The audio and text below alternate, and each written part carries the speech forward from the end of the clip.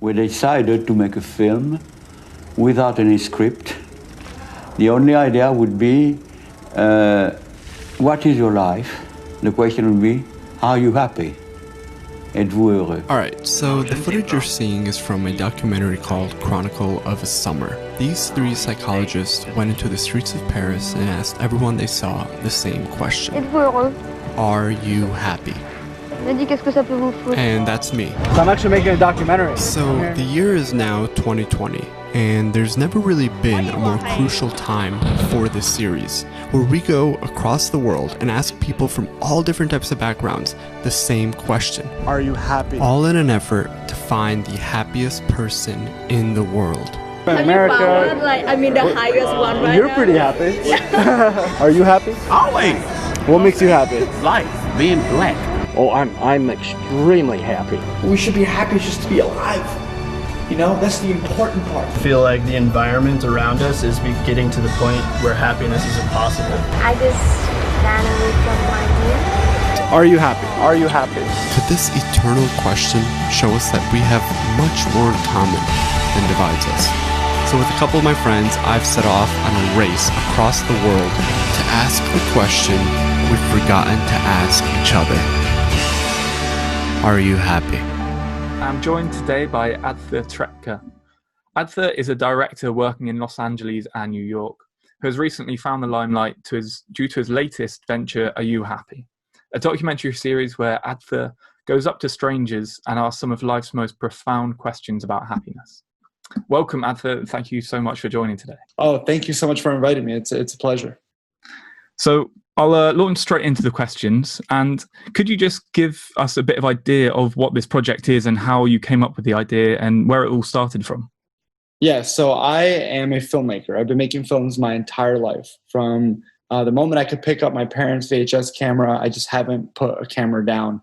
And through many sort of film projects and working in the film industry, I ended up working for a few production companies that finally started to ask me, what are your ideas? What would you like to do?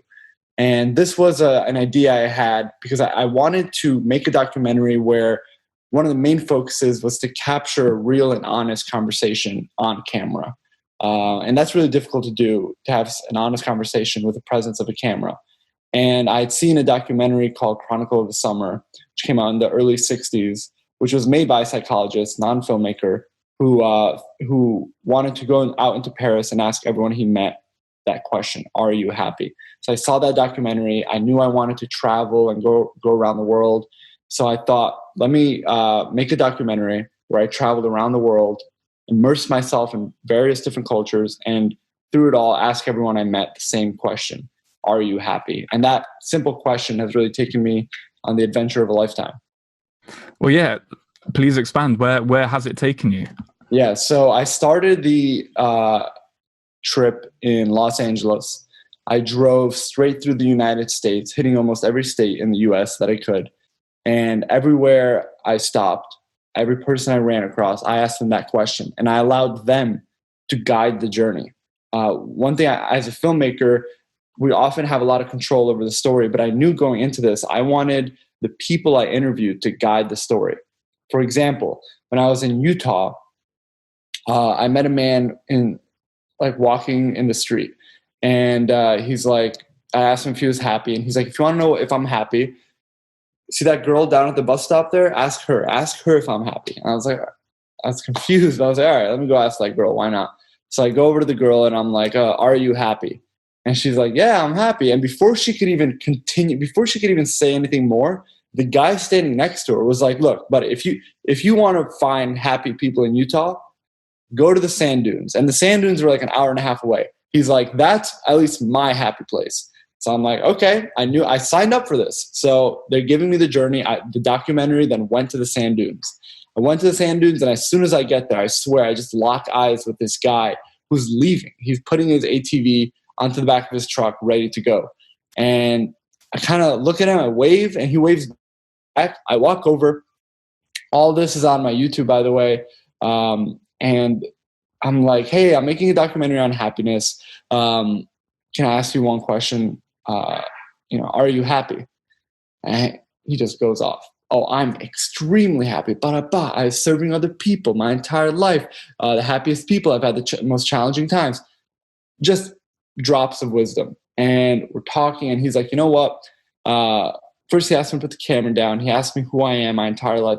And he's like, all right, here's what I'd like to do. I'd like to invite you to my home. And I'd like to speak to you more about what it is that makes me happy. Okay, so then the documentary went from the street to the bus stop to the desert. And now we're about to go into his home. And so he ended up taking me a ride through the sand dunes. We went to his house. And there we talked about life and everything. It was just an amazing talk. All of it's on my YouTube. And then he takes me for pizza. He's like, would you like to, I'd like to treat you to pizza. The journey felt that it was over then, but after I uploaded that entire video to TikTok, that's when everything changed. Right now we're at 7.5 million views on just that video. So, and this is also part of the documentary. So it really changed my life then and now. Yeah, I watched that video recently actually, and I think it's after you go to the pizza with him, you say goodbye, and you sit there in your car and you just pause, and you look so like extremely moved by the encounter, and it's such a sort of raw and visceral moment. It's really quite emotional, really. What were your thoughts after that? And obviously, the title of the video, you mentioned how that changed your life. What did it make you feel after that? Chris, I had just started. I was a few days into this trip, and every single person I met, Chris, very nice, very kind, very open and interested in what I was doing. If you put on the TV, if you hear these stories, you think the whole world is going to hell. And when I stepped out there, I was just floored by the kindness and openness of the strangers I met. And all of that kind of culminated in that car where I was like, wow, I've been meeting really nice people. And that was just the beginning of my trip, and it just got better and better and better with time. So yeah, that was that moment. I was like, wait, what just happened? I was about to leave the state and not interview any more people. And I just happened to be walking through the street, thinking, oh, I'll just give it one more shot. Yeah. I suppose that's the beauty of your project. Like you said, you let it run flow its own way, which you wouldn't get these sort of moments in other more regimented formats of producing, really, would you? No, not at all. In fact, as soon as you put a camera in a situation, you're automatically trying to tell a compelling story. Now, I shoot my stuff, but I also edit it. And in the editing room is where everything kind of comes together. And as a creative, you're naturally inclined to start to, form the story in a way that you think will make it go viral. You think will keep the eyes on it throughout the entire duration of the video. But every time I notice that I'm trying to bend that truth or trying to put it in that regimented format, I feel like people hear that the frequency of truth is off.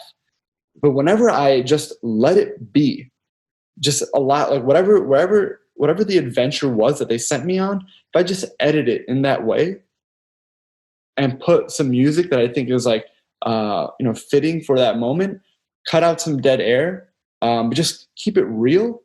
That's, people hear that frequency of truth, that I'm not trying to lie to them. I'm not trying to manipulate them. And that's, I think, like the secret to going viral is like, if you have a good story and it's true, then upload. I think that really, really comes across definitely in your videos and your filmmaking. But as you said, I just want to know what the first reaction to, like, for the majority of people, because I know, shoving a camera in someone's face, you don't always get the greatest reaction. I imagine some people look at you like you're crazy or something.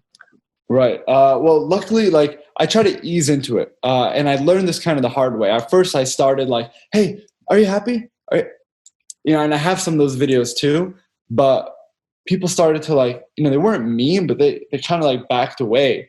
So what I did was I will like, this is the camera I used throughout the whole trip. I will put it kind of by my waist and, make it obvious and visible, but not right in their face. And be like, hey, I'm making a documentary. Can I ask you a question for my documentary? And you just kind of ease them into it. Within that question, they know documentary, film, camera. They know they're going to be on camera if they say yes. And then if they say yes, I put on the camera and I'm like, okay, so you're okay being on camera? Good. Another kind of easing them into it. And then I say, okay, so the question is, record, are you happy? So that, that way the answers that you see there are from people that, they want to talk or they're okay with speaking. But yeah, okay, there are some where I'm just like, are you happy? And those are really good ones too. Really good ones. And what are some of the best reactions that you've had so far? Yeah, so when I was doing in the beginning, when I was just like running up to people, I talked to this one guy who was in a Statue of Liberty outfit selling Liberty Mutual bank accounts and specials outside of Liberty Mutual. And I just walk up to him. Hey, one question. Are you happy? He says, yes, I'm alive. Being alive makes me happy. I asked him to expand. And he said, well, look, I'm not in a psych ward. I'm not locked up. I have my family, my kids. I'm happy. And that was just a random person off the street, no coaxing into it. And he kind of culminated what like the happiest people, like what the reactions of the happiest people in the world were, which is like family, health, security. So yeah, that was really interesting. I spoke to a veteran who said that he wasn't happy because him and his brethren gave their lives for the security and security of the nation. And he's like, right now we're at a divide. We fought for everybody to be together, but now now the country is divided. And if we could find a way to come together, that would make him happy. Yeah, those are some striking responses I've had. And more on the topic of maybe more negative responses. So I imagine when the situation, if someone comes up and asks me with the camera, "Are you happy?" I'd be like, "Yeah, I'm happy." But then, do you find that is the overwhelming response, or do you get a lot of people who actually say, "No, you know what, I'm not happy," and then go on to give the reasons? Yeah, just as many people that are excited to talk about why they're happy, there are a lot of people that are excited to talk about why they're not happy and what's wrong with them or the world. So yeah, there were a lot of responses of people that said that they weren't happy.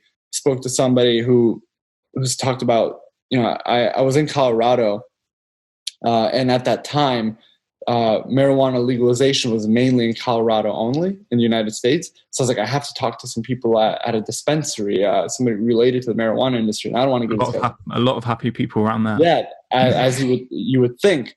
But when I go there, this guy is like, I want to be on camera. I was like, okay.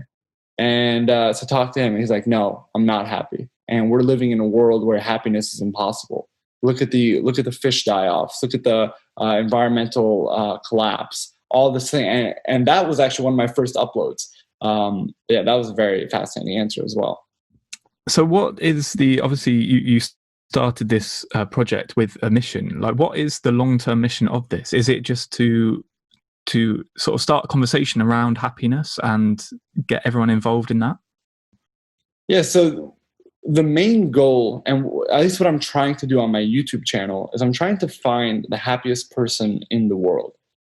Now, I don't know if this person exists. If you know him or her, please let me know.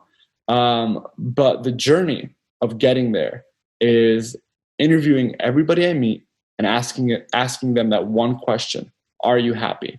And hopefully that question will bring me closer to this person that is the happiest person in the world. And maybe we could all learn from them one day. Wherever this person is, I want to find them and I want to learn from them.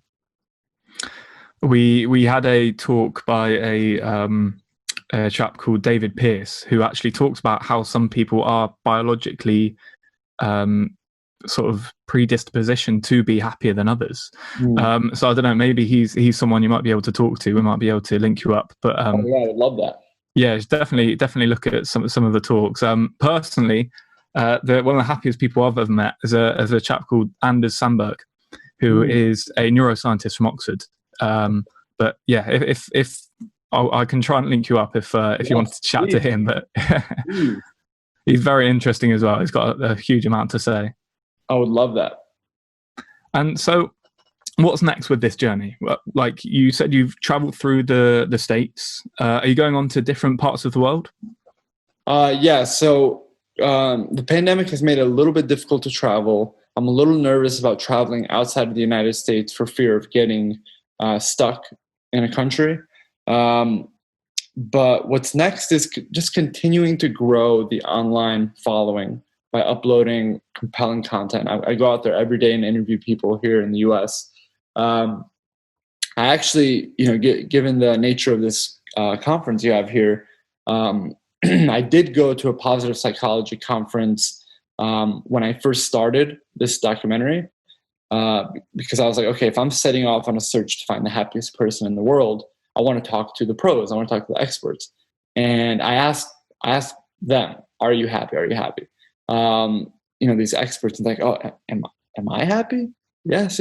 And I don't know if you've heard of him, the author Mihail Csikszentmihalyi. He's the one that coined the term flow and wrote the book on flow, like the book on flow. He was giving a talk, and of course, I asked him, raised my hand, Dr. Csikszentmihalyi, are you happy? And he's like, yes, I'm happy to be alive. And he had he was living in Europe through World War II. So he's like, given that experience, I'm happy to be alive. What was most amazing was when he stopped answering the question, all these people started coming up to me. That was an amazing question. That was a great question. And I thought I was the expert. All these people coming up to me. And so, yeah, for those like interested in positive psychology, I made a whole episode of that on my YouTube. I mean, I think it's such an important question. Yeah. But why did you start asking that? And what relevance do you think that question, are you happy, has in the world that we live in today? Yes. The timing. So in terms of the relevance that question has to what's going on today, I think that's purely coincidental. I think the timing is, it's lucky that we're making a happiness documentary during unhappy times. But let's face it, nobody's ever been completely okay. This concept of are you happy is truly evergreen. No matter what, everybody goes through difficult times in their life. And at a larger scale, the world is never 100% perfect. So this idea of asking everybody that simple 3-word question, it kind of serves as a window to the soul at that very moment. You could go through hours of therapy to get deep in there, but this one question, especially coming from a stranger, serves as a window to the soul of who that person is in that moment. And if you take that question and you go around the world with it and ask as many people as possible, then you kind of look into the soul of that country. And at scale, you look into the soul of the world. And is there running themes of, say, the happier people you meet? Is there running themes of what they hold important? Like you said, family, health, anything else that came up that maybe you were surprised about?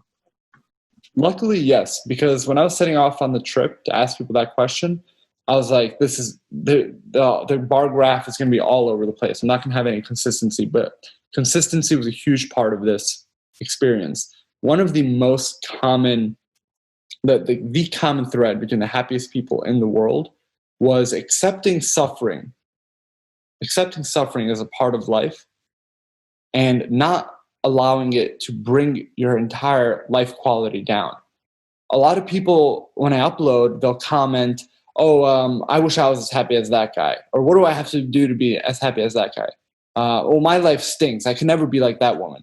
Look, the happiest people I met had very, very difficult lives. But somehow, through strength, grit, through persistence, they carried on, recognized that suffering was a part of life and carried on. And the smile on their faces is wrinkled, but it's beautiful.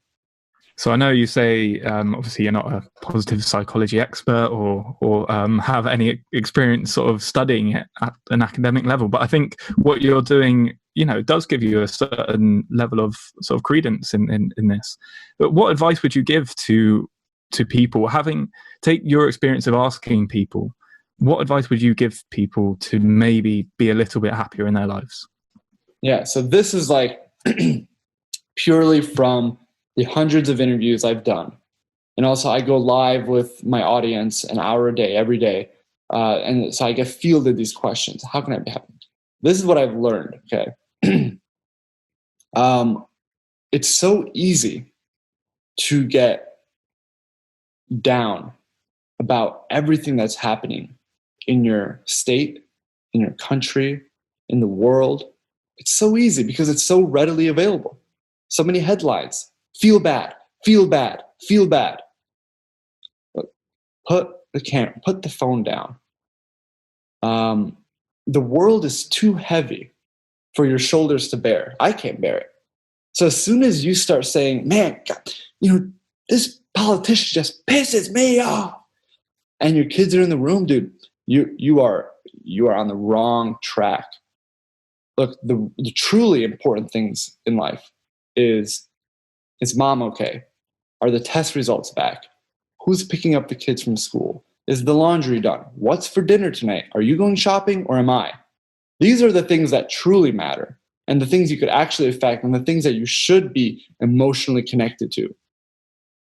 Because when those things are bad, yes, you should be down. And when those things are good, you shouldn't be down about what is happening somewhere else. So first tip, put the phone down.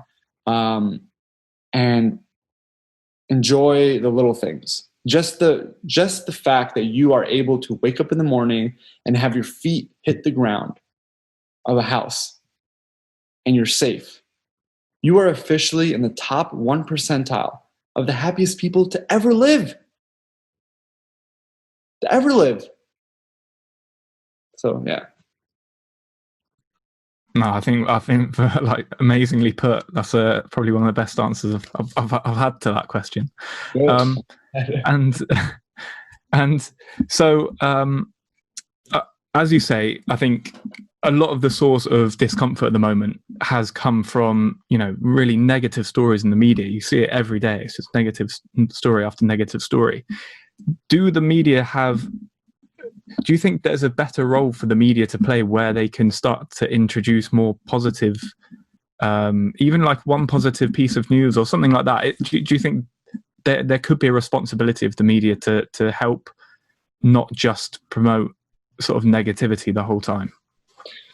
Yeah, I mean, look, Chris, I feel like we have to put the media in two different categories. You have like media with a capital M, and that's like your mainstream, what our parents watch, what we watched growing up, basically what's on the TV. Then we have the media, which is now, closely like almost beating that traditional media. And it's like you, Chris, and Jack, and me, and all these people all around the world that are uploading their own truth online. And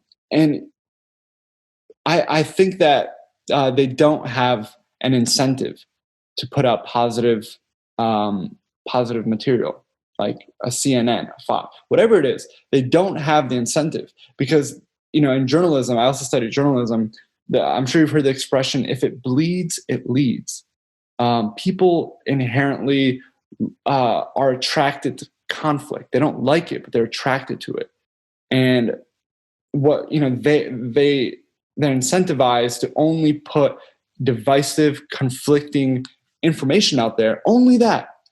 So when you watch it to see what's going on in your community, what's going on in your world, you feel that the whole world is going to hell because that's all they put out there. And look, that's fine.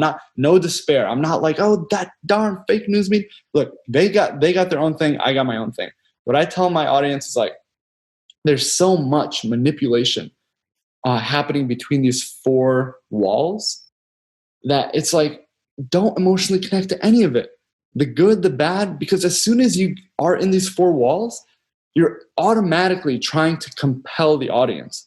So it's like you're better off not believing or not emotionally connecting to any of it. Good, bad, just don't emotionally connect. Well, I think that's why, I'm so glad to see stuff like the stuff that you're producing. Yes. I think the world needs it, especially at the moment, when there is so many things happening that, we wouldn't want. It's not even about, to cut you off, it's not even about the positivity of it. It's about the truth. It's like they want, people are yearning for that truth frequency we were talking about earlier. They want it in any way possible. And it's like this Are You Happy project is an example of that. You are an example of that. Like, you're like, I just want the real stuff. That's what people really like. And do you think that's where the power of social media comes in and comes into its own? Because obviously before social media, platforms such as ourselves, such as yourself, might not have got that sort of that traction, be able to blow it into something bigger. Absolutely. 100%. It's like, our government was supposed to be for the people, by the people. And social media kind of took that place when the government didn't. It's like for the people, by the people. And that's slowly changing again with corporate interests and all that stuff. But the people always find their way for truth. Always.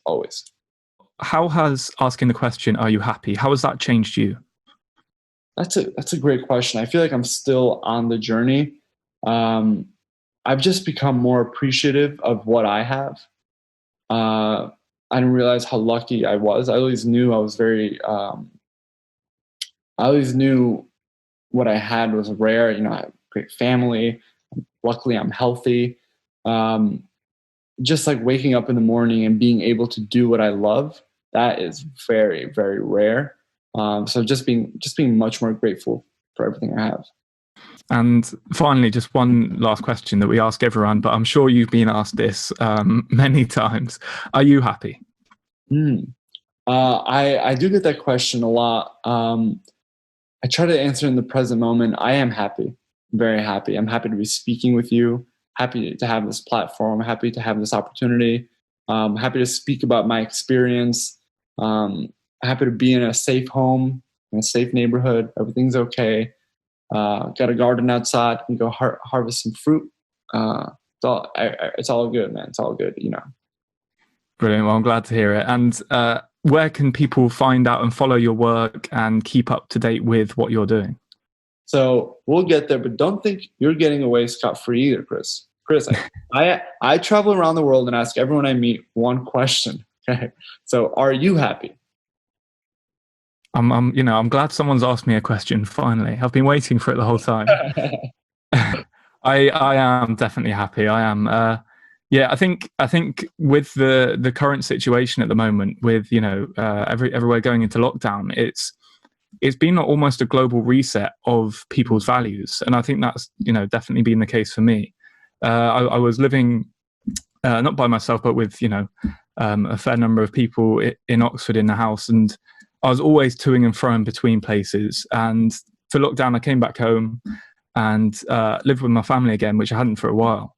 And it was just really nice. You sort of reconnect, you make these connections that you hadn't, really kept up for a while. And yeah, it's been fantastic, really. In a sense, obviously, it's been very hard. But yeah, at the moment, I've got a job.